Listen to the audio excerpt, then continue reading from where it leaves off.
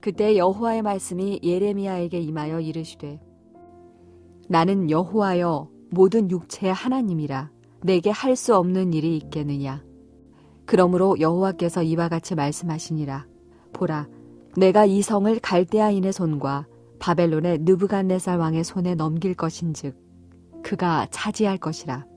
이 성을 치는 갈대아인이 와서 이 성읍에 불을 놓아 성과 집, 곧 그 지붕에서 바알에게 분향하며 다른 신들에게 전제를 드려 나를 경노하게 한 집들을 사르리니 이는 이스라엘 자손과 유다 자손이 예로부터 내 눈앞에 악을 행하였을 뿐이라. 이스라엘 자손은 그의 손으로 만든 것을 가지고 나를 경노하게 한 것뿐이니라. 여호와의 말씀이니라. 이 성이 건설된 날부터 오늘까지 나의 노여움과 분을 일으키므로 내가 내 앞에서 그것을 옮기려 하노니 이는 이스라엘 자손과 유다 자손이 모든 악을 행하여 내 노여움을 일으켰음이라. 그들과 그들의 왕들과 그의 고관들과 그의 제사장들과 그의 선지자들과 유다 사람들과 예루살렘 주민들이 다 그러하였느니라.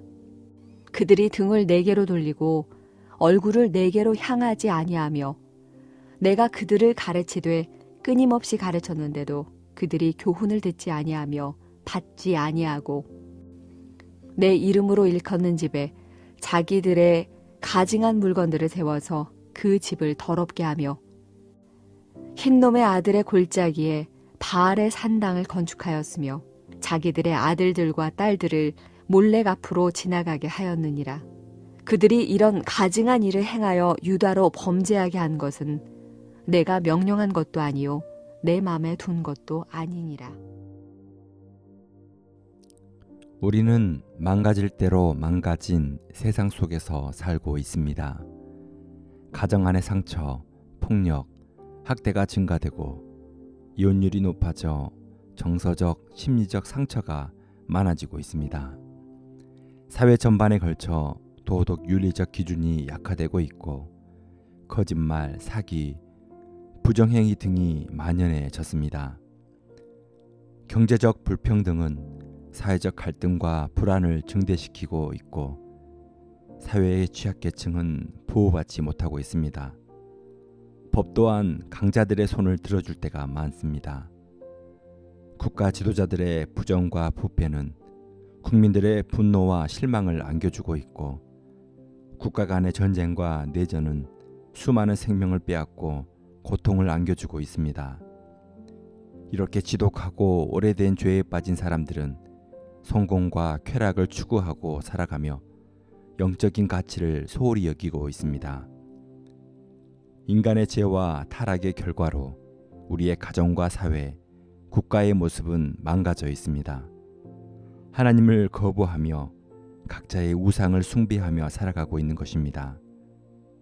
그런데 그리스도인들은 망가진 이 시대만을 탓할 수 없습니다. 그리스도인의 삶의 목적은 경건하지 않는 세상 속에서 단순히 생존을 위해 살아가는 것이 아닙니다. 하나님께서 주신 거룩한 능력으로 세상의 변혁자로 살아가야 합니다. 진실된 마음과 소망을 가지고 하나님의 나라를 만들어가야 합니다. 에레미야는 심판을 예언하면서 동시에 소망을 예언하는 선지자였습니다. 유다 백성들이 우상 숭배를 행함으로 바벨론에게 멸망당할 것이지만 그들이 고난받고 연단받은 후에 다시 회복할 것임을 선포했습니다.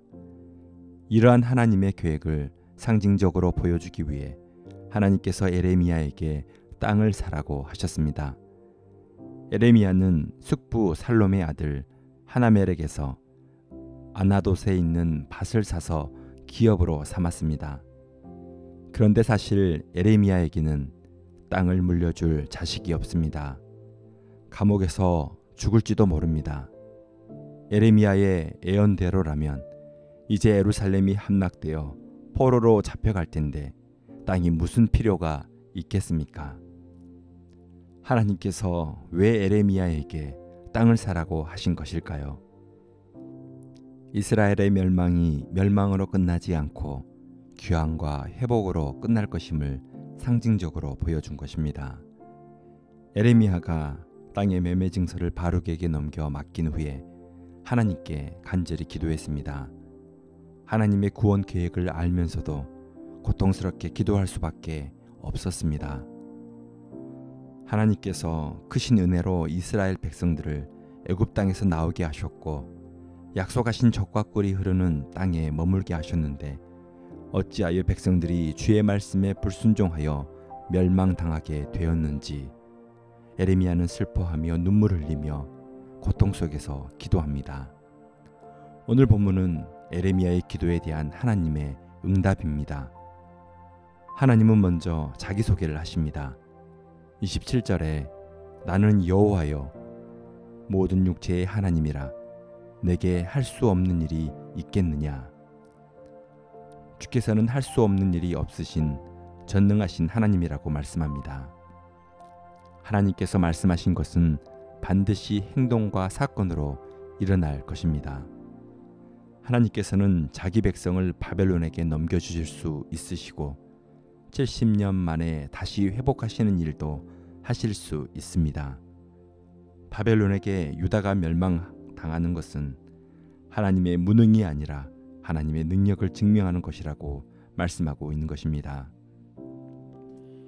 전능하신 하나님을 바라보는 백성들은 우상을 숭배하지 않고 하나님만을 사랑하는 백성이 되어야 함을 분명히 말씀하고 계십니다.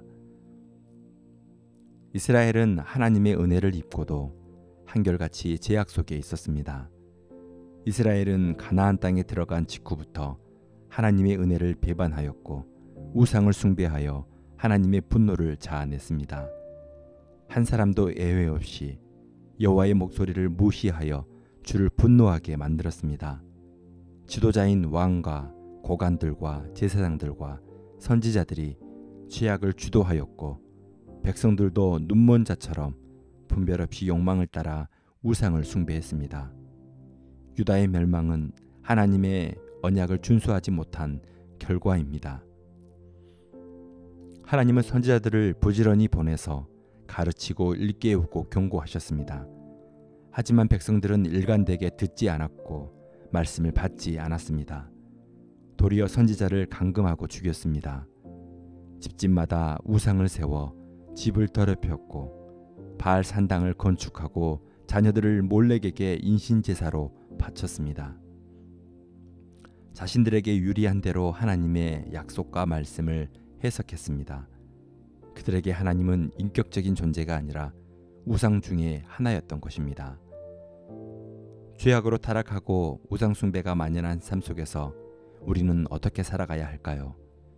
세상의 도덕적, 윤리적 기준이 흔들릴 때에도 하나님의 말씀을 기준으로 확고한 삶의 기준을 유지해야 합니다.